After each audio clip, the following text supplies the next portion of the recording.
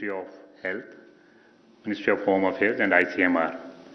So हम लोग आज स्टार्ट करेंगे Shri Rajesh Bhushan ji, secretary in the ministry of health, presentation के साथ ICMR की तरफ से जो ऐड करना है और MHA की तरफ से, then will take question and answer from your side.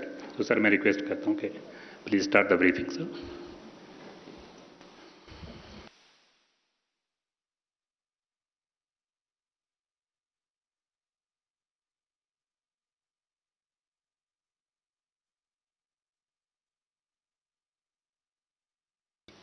अब आ रहा है? Can you hear me now? Okay. So this is a brief presentation on the status of COVID-19 in India. Can we go to the next slide, please? Okay. मित्रों, जो पहली चीज हमें ध्यान में रखनी है वो ये कि हम विश्व के जनसंख्या के आधार पर दूसरे सबसे बड़े देश हैं. जब भी हम कोविड के किसी भी संख्या की बात करते हैं, चाहे कुल कोविड के केसेस हों या कुल एक्टिव केसेस हों या कुल मृत्यु के आंकड़े हों, ये नहीं भूलना चाहिए कि we are the second most populous country of the world. और ये स्लाइड ये दिखाती है कि इतनी बड़ी आबादी होने के बाद भी हमने कोविड के मैनेजमेंट में अभी तक संतोषप्रद कार्य किया है. So what we are trying to tell you here is that in spite of a population of 1.3 billion people, India has been able to manage COVID relatively well. Now, when I say that we have been able to manage this disease, this infection relatively well, what is it that I am implying? What we are trying to explain here is that if you look at cases per million population, it still remains amongst the lowest in the world. Today we have 538 cases per million population. This is as per WHO situation report. And you have figures for other countries also, from Americas, from Europe, and from other parts of the world. We are trying also to emphasize the point that case per million population in some countries are at least 16, 17 times more than what it is in India. Similarly, if we look at death per million population, again, the scenario in India is amongst the lowest in the world. We have 15 deaths per million population, whereas we have countries where it is 40 times as much. This is another fact that I would like to emphasize for your consideration, which is that if you look at the gap between these two worms here, representing the active cases, that is the cases which are presently either hospitalized and under treatment or are at home isolation being monitored. So that group of people and recovered cases, people who have recovered and gone home, that gap is progressively increasing. So the gap between active cases and recovered cases is progressively increasing. Today, we have 4,76,000 odd recovered cases and only 2,69,000 odd active cases. So when we talk of caseload of COVID in India, caseload is 2,69,000 people. That is important because this tells us that at the end of the day, we have managed a situation where our healthcare infrastructure is not unduly burdened, is not creaking because of the pressure. So that is the significance of this slide. Now, in absolute numbers, we have told you that the active cases are 2,69,789 and recovered cases are 4,76,378. यहाँ हम ये निवेदन आपके समक्ष करना चाहते हैं कि जो रिकवरीज हैं वो लगभग दुगनी 1.75 टाइम्स हो गई हैं एक्टिव केसेस की तुलना में.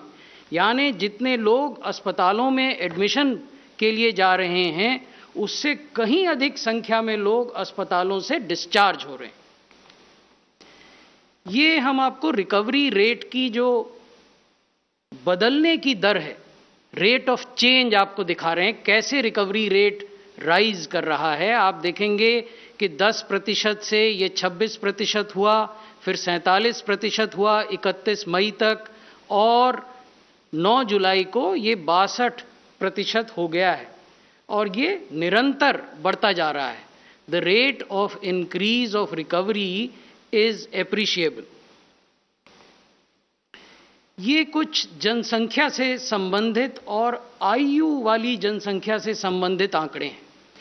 इसमें हम आपको ये बता रहे हैं कि यदि आप देखें कि 14 बरस से कम की आबादी का हिंदुस्तान की कुल आबादी में क्या प्रतिशत है, तो वो 1%, वो 35% है। उस 35% आबादी में कोविड डेथ्स 1% हुई हैं। 15 से 29 वर्ष की जो आयु के लोग हैं वो भारत की जनसंख्या का 18% हैं, और इस आयु वर्ग में कोविड की जो डेथ्स हैं वो केवल 3% हुई हैं। 30 से 44 वर्ष की जो आयु के लोग हैं वो भारत की जनसंख्या का 22% है, और इस एज ग्रुप में कोविड की जो डेथ्स हैं वो 11% है। तो अगर आप इस पूरे ब्लॉक को एक साथ देखें, यानी 14 साल से कम के आयु से लेकर 44 वर्ष की आयु तक के लोग, तो इसमें जो कोविड से रिलेटेड डेथ हैं वो केवल 15% हुई हैं। लेकिन साथ ही हमें ये नहीं भूलना चाहिए कि एक हाई रिस्क पॉपुलेशन भी है। ये वो लोग हैं जो 55 वर्ष से ऊपर की, 45 वर्ष से ऊपर की आयु के हैं। 45 से 59 वर्ष की आयु में आप देखेंगे कि कुल जनसंख्या का ये 15% है, जबकि इसमें कोविड की जो डेथ हैं वो 32% हैं।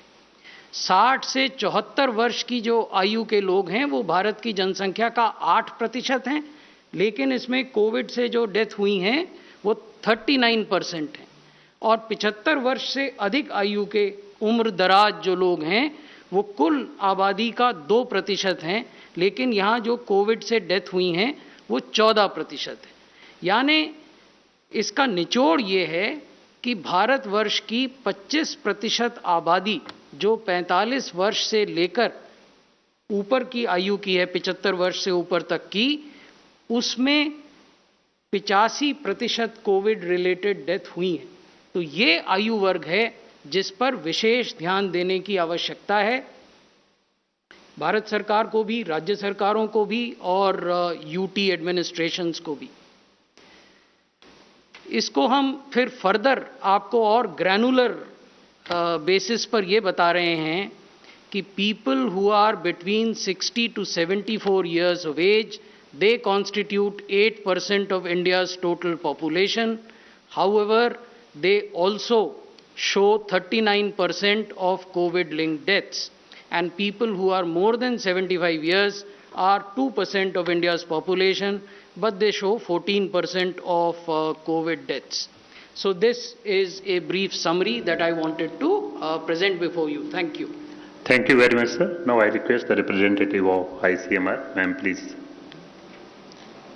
So ICMR has been continuing its efforts to ramp up the testing capacity in the country, and also making testing available at even the lower levels, the district level, and increasing the outreach of testing to the best of its capacity.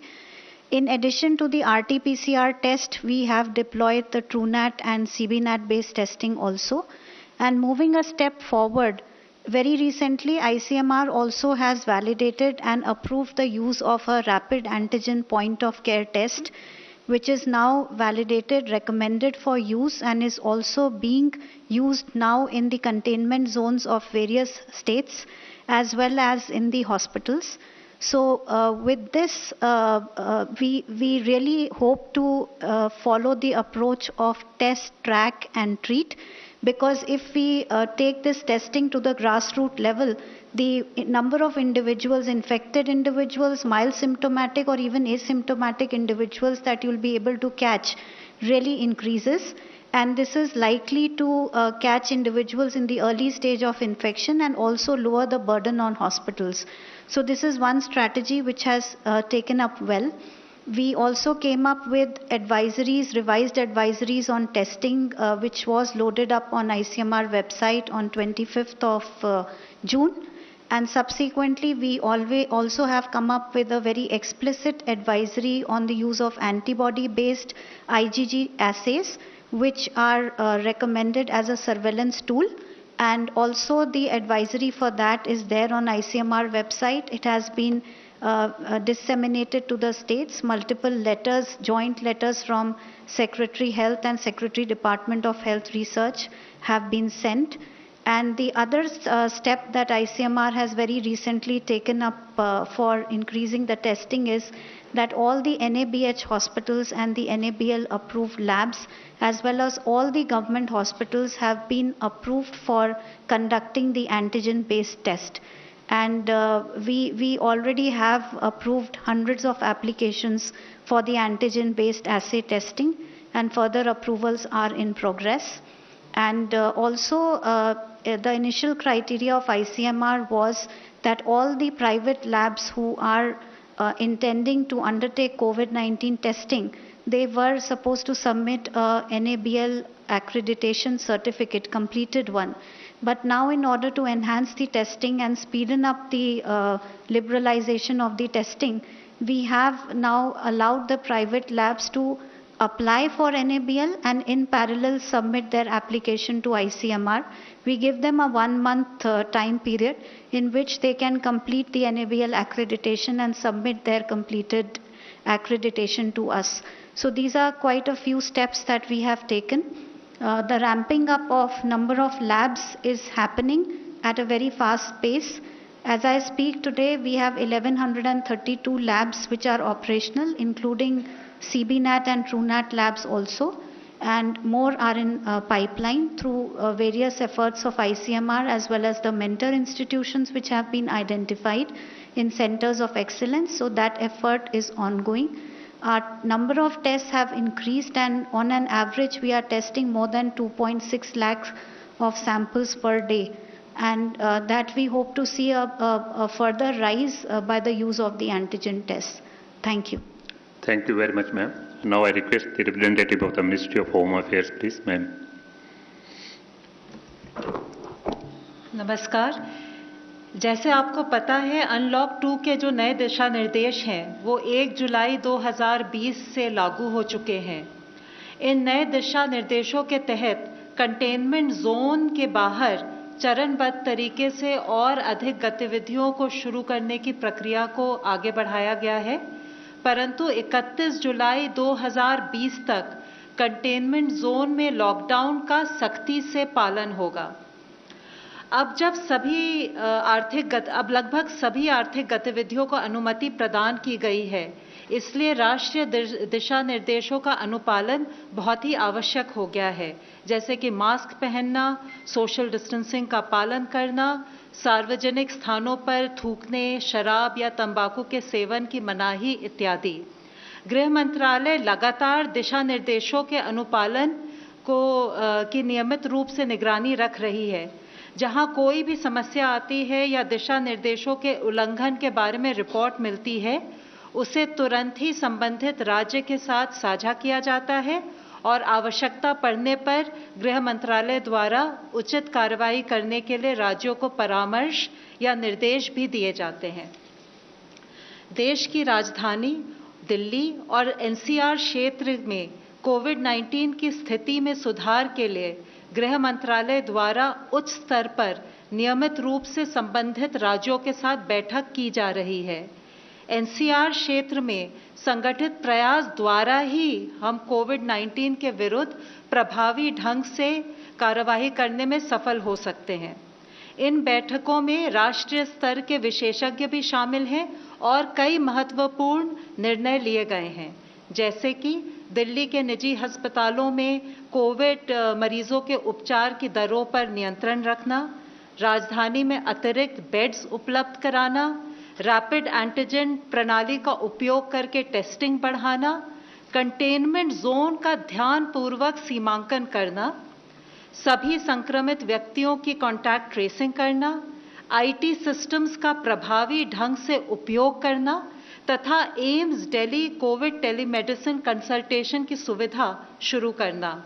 और ये जो AIIMS Delhi Covid telemedicine consultation की service है, आज ये पूरे देश के जो कोविड हॉस्पिटल्स हैं वो इस सुविधा से क्लिनिकल मैनेजमेंट के लिए गाइडेंस ले सकते हैं। संयुक्त प्रयासों से दिल्ली में कुछ हफ्तों में काफ़ी सुधार हुआ है।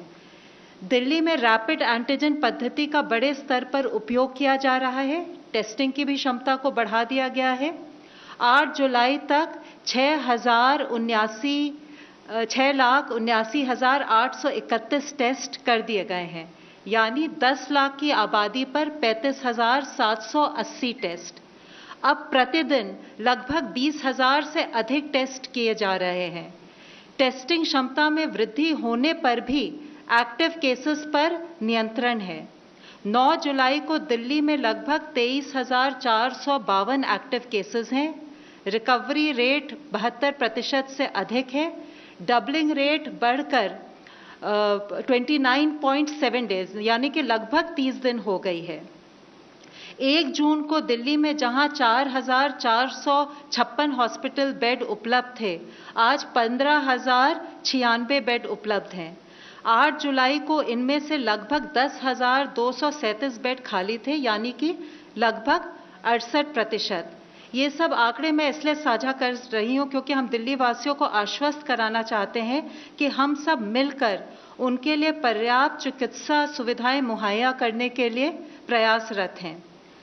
डीआरडीओ द्वारा स्थापित सरदार वल्लभ भाई कोविड हॉस्पिटल इस पूरे अभियान में एक गेम चेंजर के रूप में सामने आया है, जिसने दिल्ली में ही नहीं देश में पहली बार थोड़े ही समय लगभग 12 दिन में श्रेष्ठ सुविधा दिल्ली वासियों के लिए उपलब्ध करा दी है। सरकार की ओर से हम फिर से डीआरडीओ, आर्म्ड फोर्सेस और निजी क्षेत्र के जो प्रमुख योगदानकर्ता थे उनकी तरफ अपना आभार प्रकट करते हैं। राधा स्वामी सत्संग, भारतीय तिब्बत सीमा पुलिस और दिल्ली सरकार ने मिलकर जो 10,000 बेड वाले कोविड केयर सेंटर को क्रियान्वित किया है, वो भी इस विशाल स्तर पर एक बहुत ही अनूठा और देश का सर्वप्रथम प्रयास रहा है। हमारा सबसे आग्रह है कि सरकार के प्रयासों में अपना सहयोग दें तथा राष्ट्रीय दिशा निर्देशों का कड़ाई से अनुपालन करें, ताकि हम सब मिलकर कोविड-19 के संक्रमण की चेन को तोड़ने में सफल हों। धन्यवाद। धन्यवाद। फ्रेंड्स, कुछ क्वेश्चंस ऑनलाइन हैं, हम आपके भी क्वेश्चंस लेंगे। सर, सबसे ज़्यादा इम्पोर्टेंट आजकल प्लाज्मा की बात हो रही है। ऑनलाइन क्वेश्चन जो है, has benefit of plasma therapy been investigated enough for the blanket allowance? मैं आपकी जानकारी में ये तथ्य लाना चाहूँगा कि प्लाज्मा के उपयोग का निर्णय जो ट्रीटिंग क्लिनिशियन हैं वो लेते हैं, और प्लाज्मा थेरेपी को भारत सरकार के स्वास्थ्य मंत्रालय ने अपनी क्लिनिकल प्रोटोकॉल की गाइडलाइंस में इन्वेस्टिगेशनल थेरेपी के रूप में दर्शाया है। किन मामलों में प्लाज्मा थेरेपी का इस्तेमाल किया जाना है, ये भी क्लिनिकल गाइडलाइंस जो भारत सरकार ने जारी की हैं स्पष्ट रूप से दर्शाती हैं। प्लाज्मा की उपलब्धता के लिए अलग अलग राज्य सरकारें अलग अलग प्रयास कर रही हैं। कुछ लोग रैंडमाइज्ड प्लाज्मा ट्रायल की ओर भी इंगित करते हैं। मुझे लगता है कि ये जो ऑनलाइन प्रश्न है संभवतः ये वो भी पूछना चाह रहे हैं। तो रैंडमाइज्ड जो ट्रायल हो रहा है प्लाज्मा थेरेपी का, वो ICMR के तत्वावधान में हो रहा है, under the aegis of ICMR। It has various participating hospitals, और उसमें लगभग 452 मरीजों पर रैंडमाइज्ड ट्रायल हो रहे हैं। अभी भी, हालांकि वो ट्रायल प्रारंभ हो चुके हैं, लेकिन अभी भी जो इच्छुक अस्पताल हैं उन ट्रायल में पार्टिसिपेट करने के लिए ICMR के समक्ष अपनी इच्छा व्यक्त कर सकते हैं। और हमारा ये भी कहना है कि जहां इंडिविजुअल केसेस में ट्रीटिंग क्लिनिशियन प्लाज्मा थेरेपी के लिए जाते हैं, वहां न तो आईसीएमआर और न ड्रग्स कंट्रोलर जनरल की किसी फॉर्मल अप्रूवल की आवश्यकता है। 99।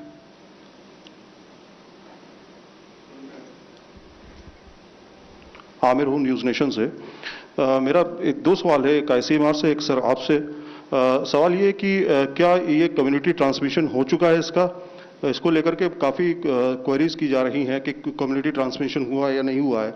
और आईसीएमआर से सवाल है कि अभी हाल ही में एक नोट आया था जिसमें कहा गया था कि 7 तारीख को वो जो क्लिनिकल ट्रायल जो है वो शुरू हो जाएगा, जो कोविड की वैक्सीन बनी है, और उसके बाद 15 तारीख को से लॉन्च किया जाएगा। क्या वो सही था? अगर सही था तो क्या है उसमें, और अगर वो गलत था तो क्या किस तरह की मिस्टेक हुई है? मैं दोनों ही प्रश्नों पर कुछ प्रारंभिक जानकारी आपको दे देता हूं, उसके बाद आईसीएमआर अगर चाहेंगे तो मुझे सप्लीमेंट करेंगे। पहला प्रश्न है कम्युनिटी ट्रांसमिशन के संबंध में। आज भी माननीय स्वास्थ्य मंत्री जी ने ये स्पष्ट किया है ग्रुप ऑफ मिनिस्टर्स की बैठक के बाद कि भारत में कम्युनिटी ट्रांसमिशन की स्टेज नहीं है। हमारे यहाँ कुछ जियोग्राफिकल एरियाज ऐसे हैं जहाँ लोकलाइज्ड आउटब्रेक्स हुई हैं।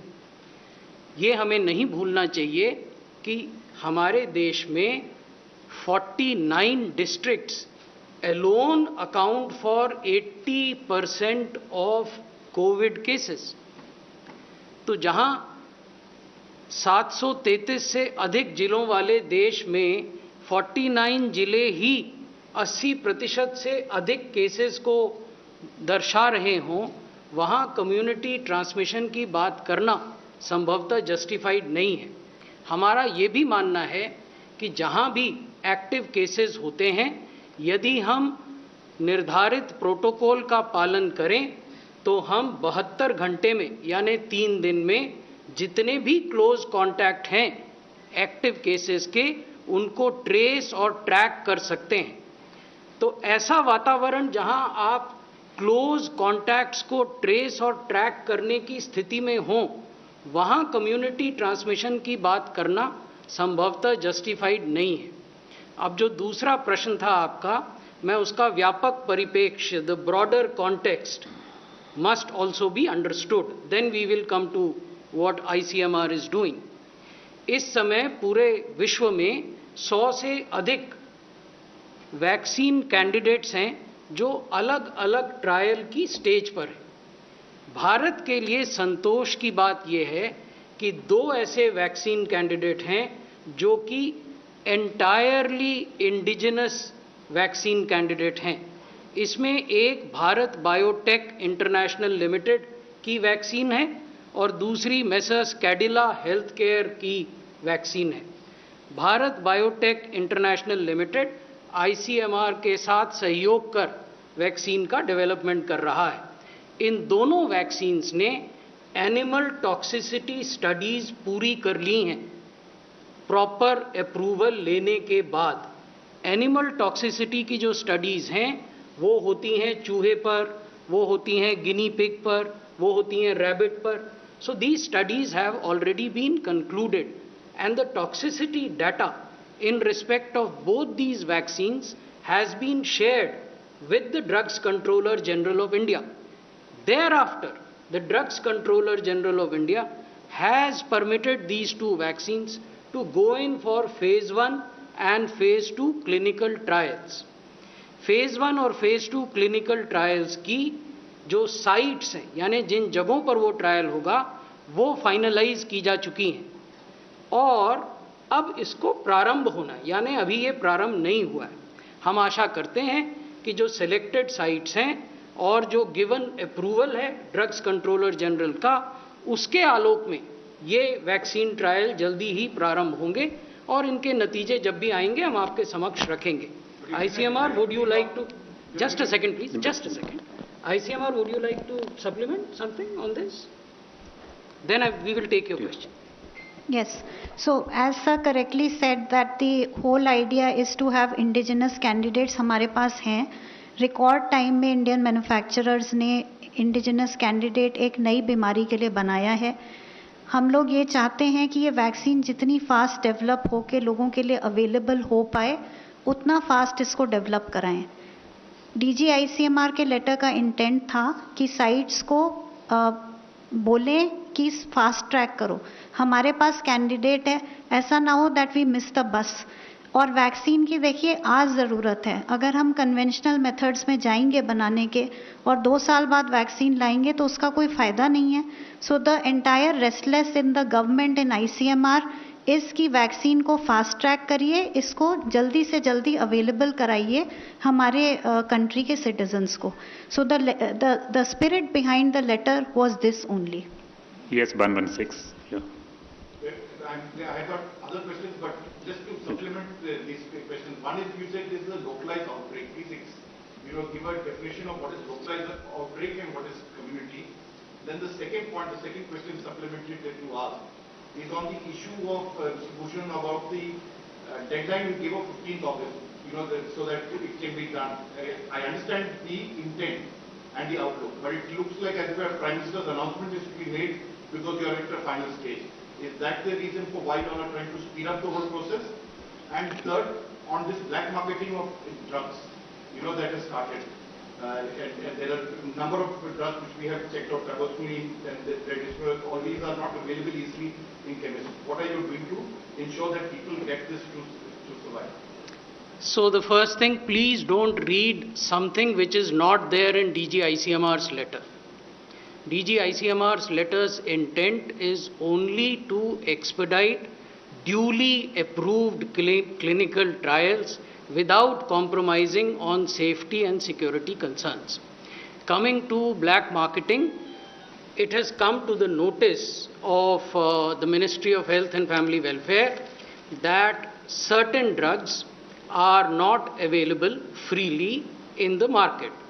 Therefore, the Drugs Controller General of India on 6th July and 7th July wrote 2 letters to the companies which are manufacturing these drugs, and he made 2 very specific suggestions.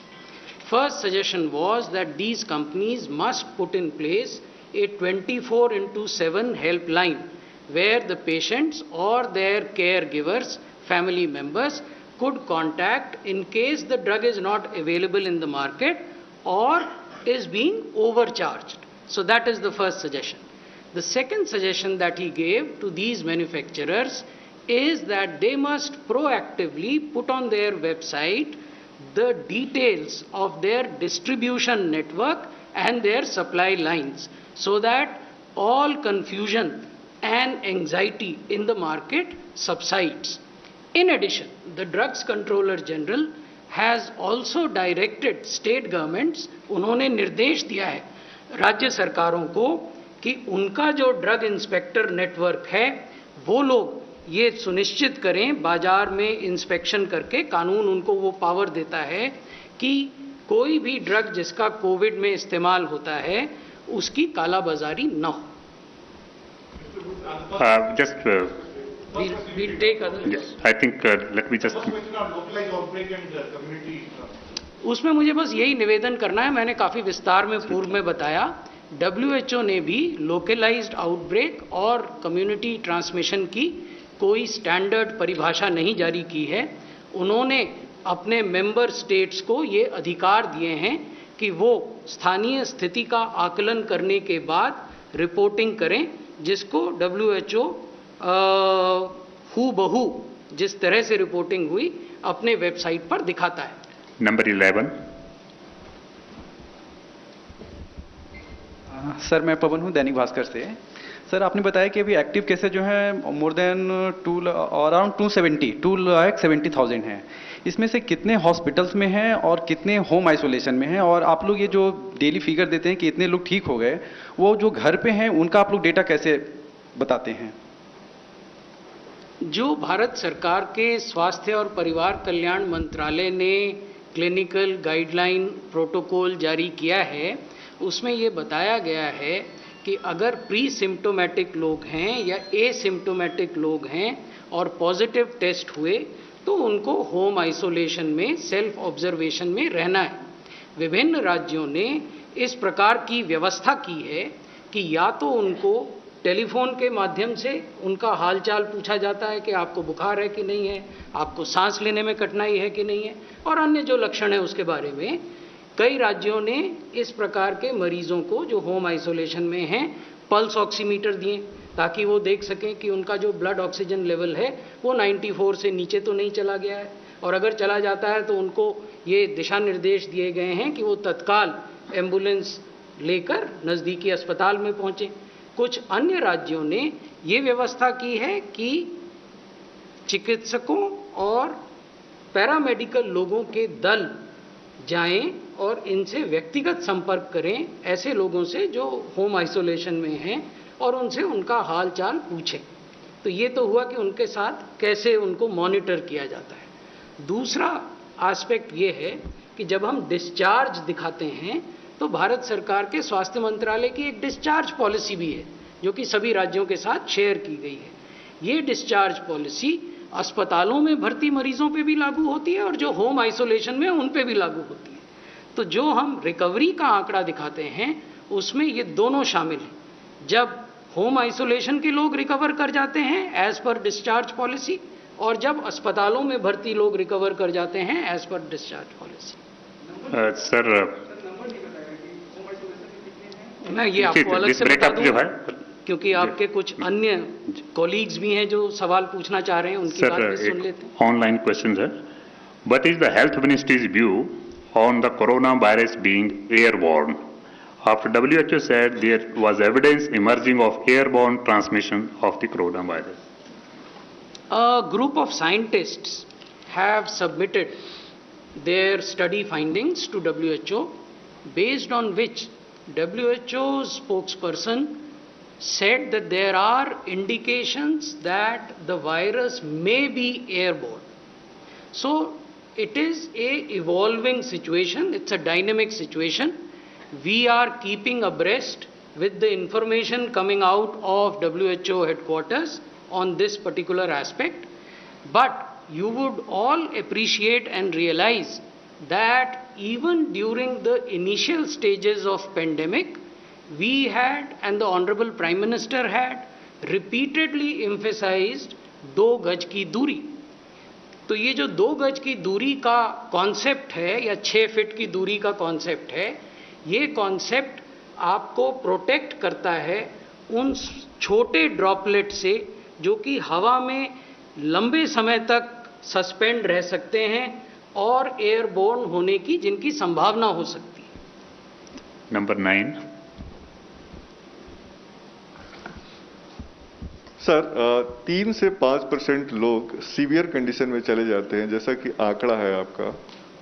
इन 3 से 5% लोगों को बचाने के लिए कई सारे लाइफ सेविंग ड्रग्स की permission दी गई है, जो कि न तो आपके सरकारी जो सेंट्रल गवर्नमेंट का हॉस्पिटल में अवेलेबल है, खासतौर पे 2-3 बड़े अस्पतालों में, और ना ही ये कहीं और मिल रहे हैं। ऐसे मरीज क्या करें? उनको बोल दिया जाता है कि आप बाहर से खरीदें, बाहर से मिल नहीं रहा। तो इसकी क्या व्यवस्था हो गई है और कब तक ये लोगों तक पहुंच जाएगी या उन अस्पतालों तक पहुंच जाएगी जहां पर ये ट्रीटमेंट हो रहा है, जिसमें रेमडेसिविर और तमाम ड्रग्स है? और रेमडेसिविर का क्योंकि आपने नाम लिया तो इसलिए मैं ये आपके समक्ष रखना चाहूँगा कि रेमडेसिविर या टोसिलिजुमैब या प्लाज्मा थेरेपी, ये 3 चीज़ें ऐसी हैं जिनको भारत सरकार का clinical treatment protocol investigational therapies में रखता है। तो ये मेन लाइन ड्रग्स नहीं है, ये इन्वेस्टिगेशनल थेरेपी की ड्रग्स हैं। इनका उपयोग किन परिस्थितियों में किया जाना है ये भी हमारा प्रोटोकॉल बताता है। इसके कॉन्ट्रा इंडिकेशंस क्या हैं, किन परिस्थितियों में उपयोग नहीं किया जाना, ये भी बताता है। और मैंने अभी पूर्व में निवेदन किया था कि ड्रग्स कंट्रोलर जनरल ने कुछ कंपनियों को दिशा निर्देश दिए हैं और राज्य सरकारों को भी एडवाइस दी है, उसमें रेमडेसिविर भी कवर होता है। सर इसी के ऊपर एक ऑनलाइन क्वेश्चन भी है, will remdesivir be cut from COVID treatment use after negative impact on liver has been indicated? What about other drugs like HCQ? I think more or less. HCQ is mentioned in our clinical treatment protocol. HCQ is mentioned also as a prophylactic drug for frontline healthcare workers. Remdesivir, as I told you, you see, it's a rapidly evolving situation. Not only in respect of remdesivir, but in respect of tocilizumab also. There have been a few studies which have indicated some adverse events. So we are aware of this, and within the ministry there is a technical group of domain knowledge experts headed by the Director General of Health Services that is looking into the evidence as it comes up, and if there would be a requirement to modify or refine our clinical treatment protocol, we would definitely do it. We have done it in the past also. 53.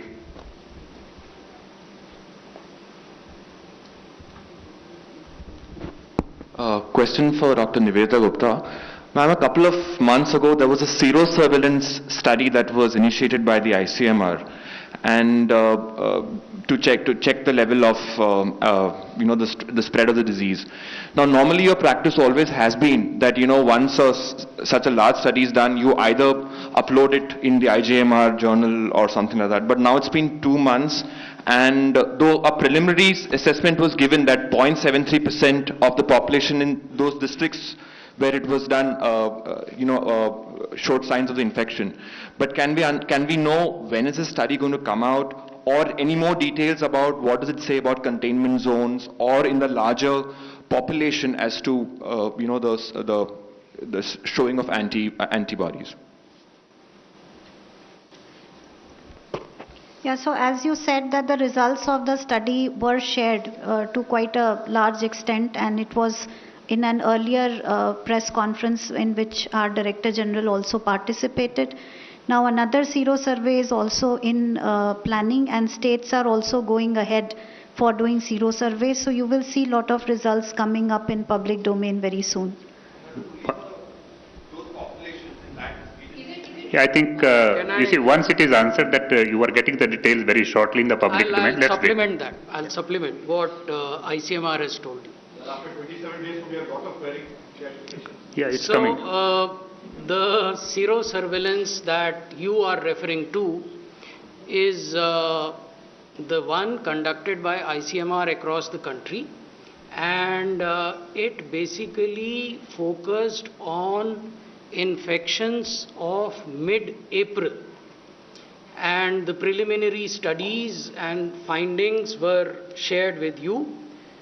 As you know, all such serosurveillance studies or any other scientific study is subject to peer review, and those inputs are also incorporated.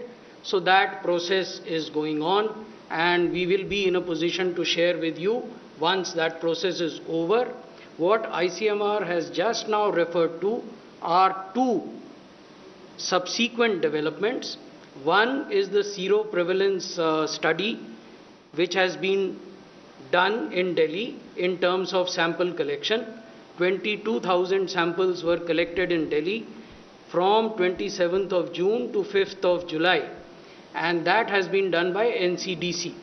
And NCDC's seroprevalence for Delhi, 11 districts of Delhi, that was done by roughly, I think, 15 labs, which had labs of GNCT of Delhi as well as of Government of India. That is being processed, and those results will also be out.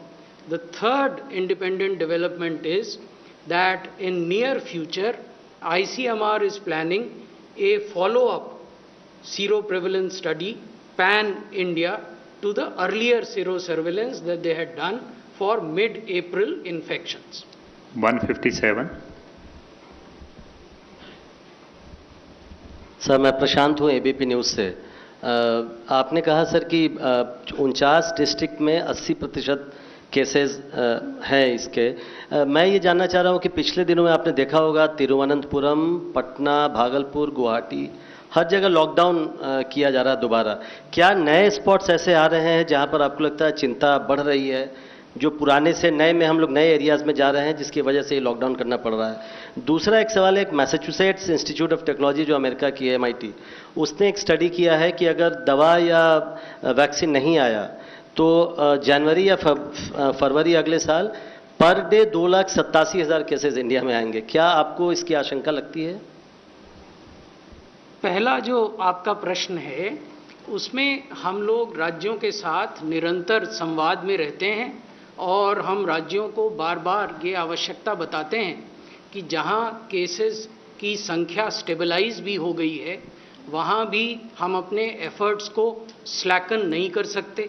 हमें अभी भी पूरे जोश के साथ कुछ गतिविधियां करनी है। वो गतिविधियां क्या हैं? एक, जहां भी नए केस आते हैं वहां कंटेनमेंट एरियाज का निर्धारण हो। दो, जब कंटेनमेंट एरियाज का निर्धारण हो गया तो उस कंटेनमेंट एरिया के भीतर house to house active case search हो। तीन, तुरंत टेस्टिंग हो, उसके लिए टेस्टिंग को रैंप अप करना आवश्यक है, जो हमने दिल्ली में करके दिखाया है सबके सहयोग से, दिल्ली सरकार के सहयोग से, भारत सरकार के सहयोग से, अन्य संस्थाओं के सहयोग से। और जब आप रैंप अप करते हैं टेस्टिंग को तो जो भी नए केस आते हैं उनको आप तुरंत आइसोलेट करें और उनका ट्रीटमेंट करें। आपने ये पाया होगा कि जिन शहरों में या जिन इलाकों में ये गतिविधि जहां भी कुछ धीमी होती है तो केसेस की तादाद बढ़ जाती है। तो ये मान के चलना होगा कि ये प्रतिदिन की लड़ाई है जिसमें कि हम अपने एफर्ट्स में कमी ना आने दें। ये तो आपके पहले प्रश्न का उत्तर है। दूसरा प्रश्न जो आपने एक मैथमेटिकल मॉडल के बारे में उठाया, आप सब अवगत हैं कि पिछले कई महीनों में, मार्च में, अप्रैल में, अनेक संस्थाओं ने अनेक प्रकार के मैथमेटिकल मॉडल से इस डिजीज़ के प्रेवलेंस और संख्याओं के बारे में प्रोजेक्शन करने की प्रयास की है। हमारा ये मानना है कि इस प्रकार के प्रयास अनेक पैरामीटर्स को मैथमेटिकल मॉडलिंग में परिवर्तित नहीं कर पाते हैं। वो that is the lacuna of such mathematical models. Infection या वायरस कैसे बिहेव करेगा, एक पैरामीटर ये है। इन्फेक्शन के प्रति सरकारें कैसे बिहेव करेंगी, राज्य सरकार और भारत सरकार, दूसरा पैरामीटर ये है। कम्युनिटी कैसे बिहेव करेगी, समुदाय, तीसरा पैरामीटर ये है। आप ये पाएंगे कि अधिकांश मैथमेटिकल मॉडल केवल पहले पैरामीटर पर फोकस करते हैं और वो भी कोई बहुत सर्टेनिटी के साथ हम नहीं कह सकते कि वायरस कैसे बिहेव करेगा अलग अलग परिस्थितियों में। यानी डेंस आबादी में वायरस का बिहेवियर क्या होगा, स्कैटर्ड आबादी में क्या होगा, हाई ऑल्टीट्यूड में क्या होगा, so on and so fourth. तो इसलिए मेरा ये मानना है कि बहुत ज़्यादा समय हम इन मैथमेटिकल मॉडल्स पर लगाने के बनिस्पत अगर कंटेनमेंट, सर्विलेंस, टेस्टिंग, ट्रीटमेंट में लगाएं तो उसके बेहतर नतीजे आएंगे। 152।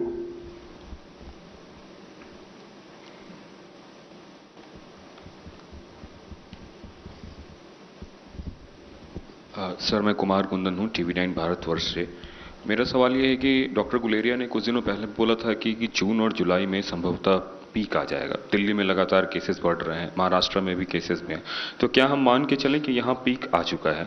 और एक दूसरा सवाल ये भी कि अभी एयरबॉर्न पे तो आपने कहा, लेकिन अगर एयरबॉर्न है तो क्या उसके लिए कोविड प्रोटोकॉल और कुछ चेंज करने की ज़रूरत है या जिस तरह हम चल रहे हैं उससे हम सफलता पा सकते हैं? मैंने इन दोनों प्रश्नों के कुछ उत्तर दे दिए हैं अन्य आपके साथियों के प्रश्नों के जवाब में। एयरबोर्न में मेरा यही कहना है कि लगातार हम कोविड एप्रोप्रिएट बिहेवियर की बात कर रहे हैं। हम ये कह रहे हैं कि आपको मास्क पहनना चाहिए, आपको 2 गज की दूरी बना के रखनी चाहिए, हाथों को लगातार धोना चाहिए, भीड़ भाड़ वाली जगहों पर न तो खुद ऐसे आयोजन करने चाहिए न जाना चाहिए। तो ये सब प्रिकॉशनरी स्टेप हैं। मैंने ये भी निवेदन किया था कि ये डायनेमिक सिचुएशन है, इसमें साइंटिफिक एविडेंस जैसे जैसे आएंगे वैसे वैसे जो हमारा रिस्पांस है वो और रिफाइन होगा। 28। Hi sir, I am Ayushman from Mirror Now. 2 questions. First is you mentioned about the recovery rate. With testing number increasing, the test positivity rate is also increasing. Somewhere it was 8% 20 days ago, and now it is somewhere 10 to 12%. Also, sir, there are states like Telangana, Karnataka, Bengaluru, to be particular, Patna. We are witnessing high caseload. What is the strategy right now? And also, sir, 3 teams have visited Telangana, IMCT teams. We don't know the feedback. What is the feedback that you have got from there? Love, sir, visited there. पहले तो मैं ये आपके समक्ष रखना चाहूँगा कि जिन भी राज्यों में हमें ऐसा प्रतीत होता है या राज्य सरकारें हमसे अनुरोध करती हैं कि भारत सरकार से सहायता की, मदद की, टेक्निकल सपोर्ट की, हैंड होल्डिंग की आवश्यकता है, वहाँ केंद्र सरकार अपनी टीमें भेजता है। इन टीमों में कुछ डोमेन नॉलेज एक्सपर्ट्स होते हैं, एपिडेमियोलॉजिस्ट्स होते हैं, क्लिनिशियंस होते हैं और कुछ प्रशासकीय पदाधिकारी होते हैं। जैसे आपने अभी उदाहरण दिया कि हमारे कॉलीग लव अग्रवाल गए थे तेलंगाना, कुछ अन्य भारत सरकार के जॉइंट सेक्रेटरीज़ और एडिशनल सेक्रेटरीज़ तमिलनाडु और कर्नाटक भी गए हैं, महाराष्ट्र भी गए हैं। और जो भी हम वहाँ सुझाव देते हैं, संतोष की बात यह है कि अधिकांश राज्य सरकारें उनका पालन भी करती हैं और हमसे और अधिक सहायता भी मांगती हैं, जो हम समय समय पर उपलब्ध कराते हैं। पॉजिटिविटी रेट के बारे में आपने कहा, वहाँ मैं केवल एक छोटा सा परिवर्तन आपके संज्ञान में लाना चाहूँगा। किसी भी इलाके में जब टेस्टिंग कम होती है तो उसका अर्थ ये है कि आप केवल सिम्प्टोमेटिक लोगों को टेस्ट कर रहे हैं, इसलिए पॉजिटिविटी ज़्यादा होती है। जब आप टेस्टिंग का फैलाव बढ़ाते हैं, जैसा दिल्ली में हुआ, तो over a period of time the positivity comes down. In the first week of June in Delhi, when the average per day tests were hovering around 8,000 or so, the positivity was 40%. Today, when the average per day tests are more than 25,000, the positivity is 10%. So eventually, with ramped up testing, the positivity comes down. Last question, number 10.